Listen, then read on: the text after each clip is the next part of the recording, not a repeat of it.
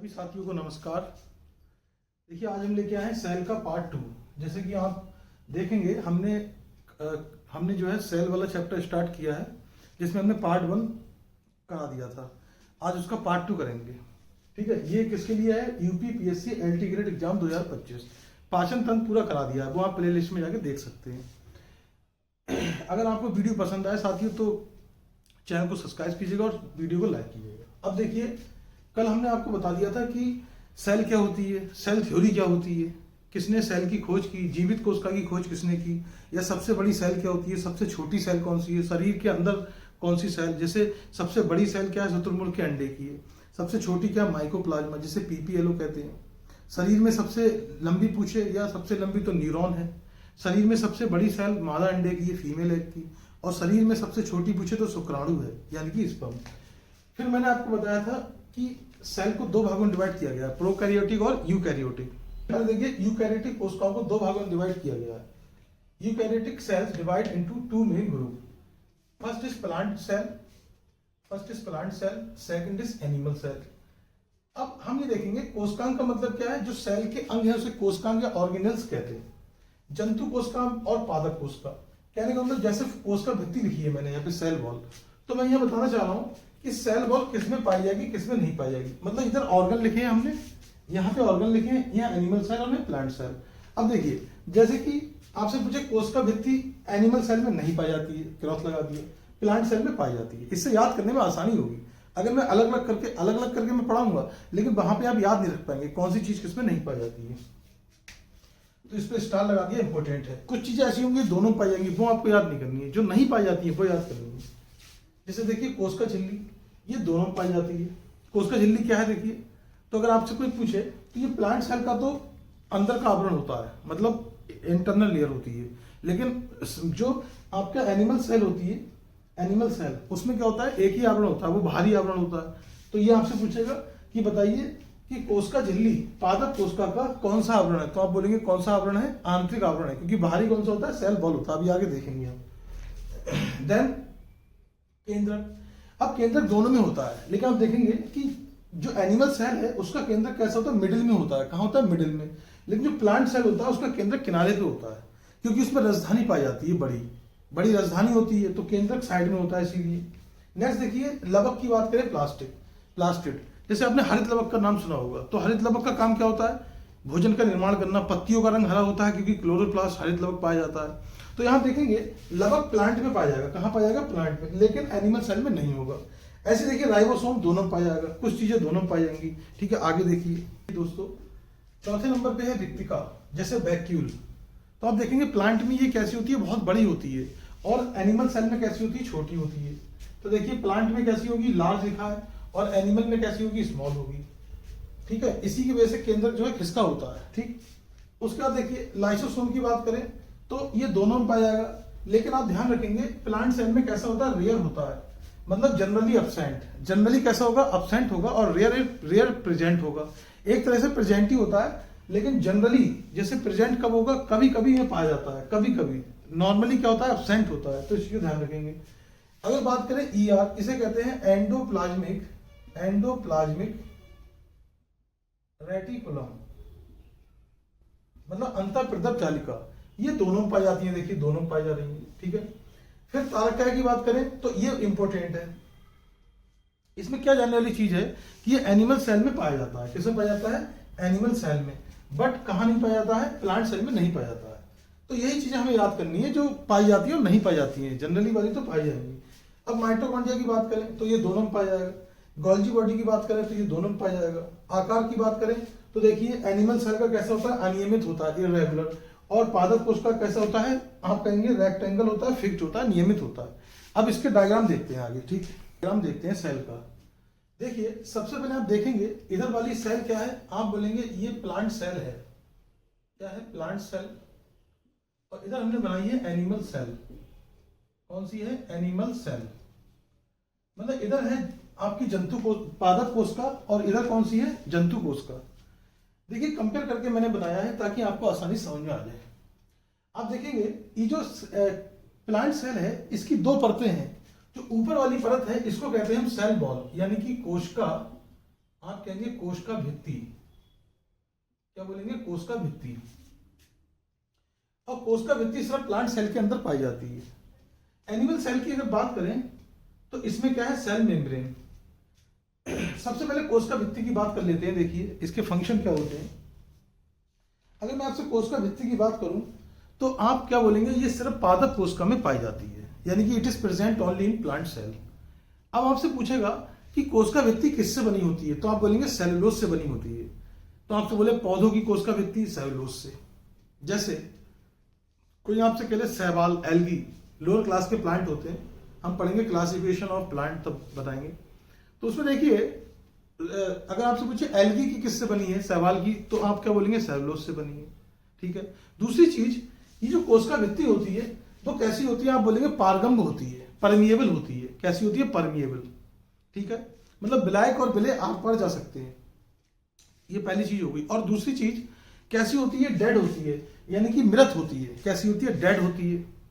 ठीक है, डेड होगी। और आप इसको बोल सकते हैं, डेड के साथ साथ आप कह सकते हैं कैसी होती है ये, तो आप बोलेंगे दृढ़ होगी, यानी कि रिजिड होती है। तो कोशिका भित्ति कैसी होती है, डेड होती है, रिजिड होती है और पारगम्य होती है। कैसी होती है, पारगम्य होती है। ठीक है। काम क्या होगा कि भाई सेल के अंदर आप देखेंगे जो प्लांट सेल है उसको प्रोडक्शन प्रदान करने का काम करेगा ये। ठीक है। और इसको शेप देगा। क्या देगा, शेप। दो चीजें हो गई। तो पहली चीज हमने खत्म कर ली सेल वॉल के बारे में। हमने क्या सीखा कि भाई सेल वॉल किससे बनी होती है, आप बोलेंगे सेलुलोज से बनी होती है। अगर आपसे पूछे कवक की, ठीक है, तो काइटिन से बनी होती है। पूछे शैवाल की, एल्गी की, तो सेलुलोज से। अगर आपसे कोई पूछे जीवाणु की, तो वो बनी होती है म्यूकोपेप्टाइड और पेप्टोग्लाइकोन से बनी होती है। ठीक। इसका देखते हैं सेल मेम्ब्रेन की बात करें तो ये सेल मेम्ब्रेन क्या है, ये प्लांट सेल के तो अंदर का भाग है, लेकिन एनिमल मतलब अंदर की लेयर है, लेकिन एनिमल सेल की कैसी है, बाहरी लेयर है। ठीक है। तो सेल मेम्ब्रेन क्या होती है, देखिए, तो ऐसा आप बोलेंगे कि अच्छी चीजों को अंदर ले लेगा ये, मतलब सेमी परमिएबल है। जैसे सॉल्वेंट है, पानी है और चीनी है, सॉल्यूट। ठीक है, सॉल्यूट जो मटेरियल है हमारा, तो उसको ले लेगी, मतलब अच्छी चीजों का चयन कर लेती है। तो इसको बोलते हैं चयनात्मक अर्ध पारगम भी बोलते हैं, सेलेक्टिव परमिएबिलिटी भी बोलते हैं। ठीक है, चयनात्मक पारगम। और किससे बनी होती है, तो आप बोलेंगे पहली चीज तो कि सेल मेम्ब्रेन जो है, तो आप बोलेंगे ये बनी होती है आपकी, आप बोल सकते हैं फॉस्फोलिपिड से मिलकर बनी है। ठीक है, किससे मिलकर बनी है, लिपिड और फॉस्फोरस, उसको बोल देते हैं फॉस्फोलिपिड। दूसरी चीज कि सेल मेम्ब्रेन कैसी होती है, ये पतली होती है, थिन होती है और जीवित होती है। कैसी होती है, जीवित और अर्ध पारगम होती है, सेमी परमिएबल। ठीक है। तो ये दो चीजें आपको समझ में आई। अब देखिए ये क्या है, आप बोलेंगे कि भाई ये वाला पोर्शन क्या है, ये वाला पोर्शन ये है न्यूक्लियस। ये क्या है, न्यूक्लियस। न्यूक्लियस के बारे में डिटेल में पढ़ेंगे आगे। देखिए न्यूक्लियस के बगल में कुछ संरचना पाई जाती है जिसे हम कहते हैं ईआर, एंडोप्लाज्मिक रेटिकुलम। क्या कहते हैं, एंडोप्लाज्मिक रेटिकुलम। अब ये जो केंद्रक के पास वाली ईआर है, इन्हें कहते हैं खुरदरे अंतःप्रदप जालिका, यानी कि रफ एंडोप्लाज्मिक रेटिकुलम। इन्हीं के ऊपर क्या पाए जाते हैं, तो आप बोलेंगे इन्हीं के ऊपर राइबोसोम पाए जाते हैं। क्या पाए जाते हैं, राइबोसोम। तो खुरदरे अंतःप्रदप जालिका है, और जो दूर वाले हैं इन्हें कहते हैं चिकने अंतःप्रदप जालिका, या फिर आप बोलेंगे सपाट अंतःप्रदप जालिका। ठीक है। तो कहने का मतलब यह है कि जो खुरदरे अंतःप्रदप जालिका है, इनके ऊपर क्या पाए जाते हैं, राइबोसोम। अब राइबोसोम पाए जाएंगे, तो राइबोसोम का काम क्या होता है, प्रोटीन का निर्माण करना होता है। इसलिए राइबोसोम को हम क्या कहते हैं, प्रोटीन फैक्ट्री ऑफ सेल कहते हैं। लेकिन आप देखेंगे कि ये राइबोसोम किसके ऊपर पाया जा रहा है, अंतःप्रदप जालिका के ऊपर। तो अंतःप्रदप जालिका क्या करेंगे कि प्रोटीन सिंथेसिस या प्रोटीन निर्माण में सहायता करते हैं। ठीक है। आगे देखिए, अब देखिए एक संरचना है माइटोकॉन्ड्रिया, ये दोनों में पाई जाएगी। तो माइटोकॉन्ड्रिया क्या करता है, देखिए हमने खाना खाया, जो हमने खाना खाया तो उसका लास्ट में क्या बचा, ग्लूकोज। अब ग्लूकोज क्या करेगा, उसको ग्लूकोज चला जाएगा माइटोकॉन्ड्रिया में। अब उसको हमें क्या करना है, एनर्जी चाहिए। तो ब्लड में आप पढ़ेंगे आरबीसी, डब्ल्यूबीसी। तो ब्लड के अंदर जो आरबीसी है वो क्या करेगा, ऑक्सीजन का संचरण करता है। ठीक है, क्योंकि सर्कुलेटरी सिस्टम का काम ही क्या होता है, circulate the material inside the body is called circulation. तो ये माइटोकॉन्ड्रिया के अंदर ग्लूकोज है, अब ऑक्सीजन इसको तोड़ेगा और एनर्जी निकलेगी। किसके फॉर्म में निकलेगी, in the form of ATP. In the form of ATP, adenosine triphosphate के फॉर्म में निकलेगी। इसलिए एटीपी को हम ऊर्जा की करेंसी भी कहते हैं। क्या कहते हैं, करेंसी ऑफ एनर्जी। तो देखिए माइटोकॉन्ड्रिया को हम क्या बोल सकते हैं, इसलिए हम माइटोकॉन्ड्रिया को कोशिका का ऊर्जा गृह भी कहते हैं, power house of cell, power house of cell. Ribosome को क्या कहते हैं, प्रोटीन फैक्ट्री कहते हैं, क्या कहते हैं, प्रोटीन फैक्ट्री। ठीक है, यहां तक बात समझ में आ गई। अब ये जो माइटोकॉन्ड्रिया है इसमें कुछ संरचनाएं पाई जाती हैं, इसमें दोहरी संरचना होती है। कैसी होती है, डबल लेयर, आगे देख लेंगे। इसमें अर्बन पार्टिकल्स होते हैं, क्रिस्टी वगैरह होते हैं, ठीक है, वो सब देखेंगे। इसके बाद आप देख रहे हैं एक ये संरचना है वैक्यूल, आप देखेंगे इसे हिंदी में कहते हैं रसधानी। क्या कहते हैं, रसधानी, इसे क्या बोलते हैं, रसधानी। साथ ही जो रसधानी है आप देख रहे हैं ये प्लांट सेल में बड़ी होती है, इसलिए केंद्र थोड़ा किनारे पे है, और यहाँ छोटी है इसलिए केंद्र कैसा है, मध्य में है। अब ये राजधानी क्या करती है, ये बहुत सारे पदार्थों को अपने अंदर क्या करती है, स्टोर करके रखती है। अब इसका काम क्या है, भोज्य पदार्थों का संग्रह करना, इसलिए इसे कोशिका का भंडारण गृह भी कहते हैं। क्या कहते हैं, आप बोलेंगे स्टोरेज ऑफ सेल, मतलब आप ऐसे बोल सकते हैं स्टोरेज हाउस ऑफ सेल, इस तरीके से बोल सकते हैं, कोई बात नहीं। अब देखिए यहाँ पे एक संरचना आपको और दिख रही होगी जिसका नाम है गोल्जी काय, ये वाली, ये दोनों में पाई जाती है। काम क्या है, जो हमारी सेल है उसके अंदर पदार्थों का संवहन करती है ये। जैसे आप देखेंगे ट्रैफिक पुलिस होती है, तो ट्रैफिक पुलिस क्या करती है, ट्रैफिक को कंट्रोल करती है। जो हमारा गोल्जी बॉडी है इसको हम ट्रैफिक मैनेजर ऑफ सेल कहते हैं। क्या कहते हैं, ट्रैफिक मैनेजर ऑफ सेल। क्या बोलते हैं, ट्रैफिक मैनेजर ऑफ सेल, क्योंकि ये पदार्थों का संवहन करेगी। इस मटेरियल को बोलेगी इधर जाओ, इसको बोलेगी इधर जाओ। दूसरा काम क्या है, देखिए ये प्रोटीन और जो लिपिड होता है यानी कि फैट होता है उसको बंडल की शेप में लेके आती है। मतलब आप कह सकते हैं पैकेजिंग का काम भी करता है। कौन, ये गोल्जी बॉडी क्या करता है, पैकेजिंग का भी काम करता है, और प्रोटीन को और फैट को बंडल के फॉर्म में लेके आता है। ठीक है, तो इसे क्या बोल सकते हैं आप इसे कह सकते हैं कोशिका का या ट्रैफिक मैनेजर ऑफ सेल। ठीक है, हिंदी में हम कह सकते हैं इसे कोशिका का यातायात प्रबंधक। क्या कह सकते हैं इसे, यातायात प्रबंधक कह सकते हैं। ठीक है, तो ट्रैफिक पुलिस से याद रखेंगे इसको। इसके बाद देखिए एक संरचना है आपके पास जिसका नाम है प्लास्टिड, इसे कहते हैं लवक। ये सब किसमें पाई जाएगी, प्लांट सेल में पाई जाएगी। तो लवक को आप समझिए, देखिए जैसे इसके 3 प्रकार होते हैं। एक आपका होता है, आप कहेंगे एक होता है आपका अवर्णी लवक, आवर्ण मतलब बण मतलब रंग, आ मतलब नहीं, जिसमें जो कैसा होगा, रंगहीन होगा।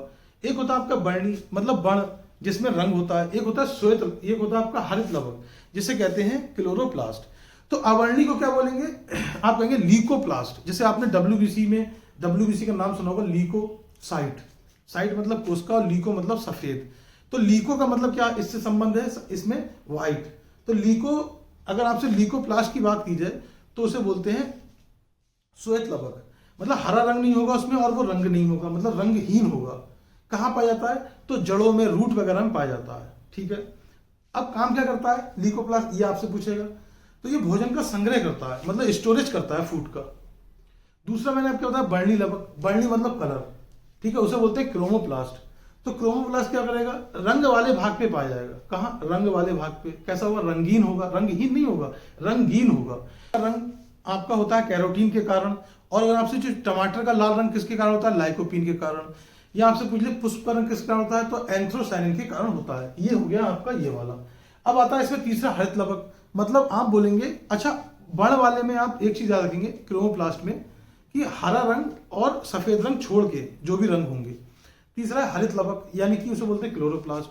मतलब ये पौधे के हरे वाले भागों में पाया जाएगा, जैसे पत्तियों आदि में पाया जाता है।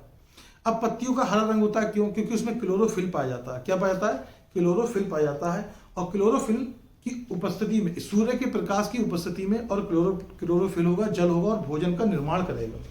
पत्तियों में क्या होगा, भोजन का निर्माण होगा। इसलिए हरित लवक को हम कोशिका का किचन भी कहते हैं, यानी कि कोशिका का रसोई घर भी कहते हैं। एक क्वेश्चन और पाया जाता है कि जो हरित लवक है उसमें कौन सी धातु पाई जाती है, तो आप कहेंगे मैग्नीशियम धातु पाई जाती है। ठीक है, तो देखिए इन सबके सारे फंक्शन हमने पढ़ लिए।